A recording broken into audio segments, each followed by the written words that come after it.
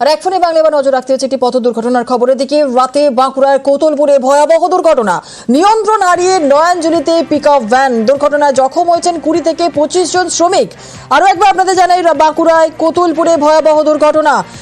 দেবব্রত আমাদের সঙ্গে রয়েছে। দেবব্রত, কি পরিস্থিতি রয়েছে এবং প্রত্যক্ষদর্শীরা কি বলছেন, কিভাবে দুর্ঘটনা ঘটলো? একদমই দেখো, বাঁকুড়া জেলার ইন্দাস ব্লকের যে করিশুন্ডা রয়েছে, এই করিশুন্ডা থেকে 30 জন মহিলা এবং 30 শ্রমিক গতকালকে আলু পোড়ানোর কাজ করতে গিয়েছিল হুগলির কামারপুকুর এলাকায়। সেখানে সারাদিন কাজ করার পর যখন রাতের বেলায় তারা বাড়ি ফেরে, ঠিক তখনই কোতুলপুর থানা সংলগ্ন লালকি যে রাজ্য সড়ক রয়েছে, সেই সড়কে নিয়ন্ত্রণ হারিয়ে ওই পিকআপ ভ্যানটি নয়নজলিতে উঠে যায়। স্থানীয় এবং প্রত্যক্ষদর্শী যারা আছে তারা জানাচ্ছে অত্যাধিক দ্রুত গতিতে ছিল এই পিকআপ ভ্যানটি, যে কারণে নিয়ন্ত্রণ হারিয়ে নয়নজলিতে উল্টে গেছে। তড়িঘড়ি সকলকে উদ্ধার করে নিয়ে যাওয়া হয়েছে কোতুলপুর গ্রামীণ হাসপাতালে।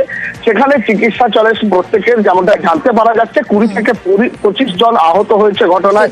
7 জনের অবস্থা আশঙ্কাজনক হওয়ায় তাদের অন্যত্র রেফার করা হয়েছে। সমগ্র ঘটনার তদন্ত শুরু করেছে কোতুলপুর থানা পুলিশ। ধন্যবাদ।